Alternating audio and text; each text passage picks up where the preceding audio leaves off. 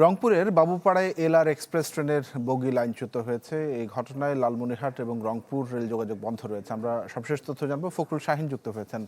শাহীন, কতক্ষণ নাগাদ রেল উদ্ধার করা যেতে পারে এবং রেল চলাচল স্বাভাবিক হতে পারে?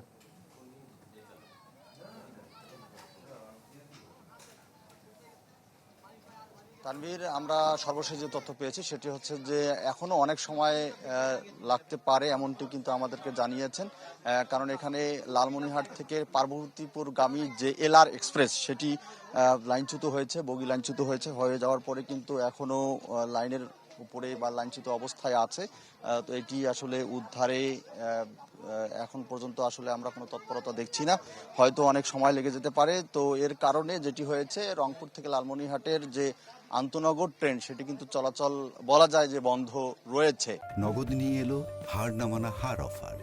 সর্বনিম্ন 10,000 টাকা রেমিটেন্স নগদে পাঠালে থাকছে স্বর্ণের হার জেতার সুযোগ।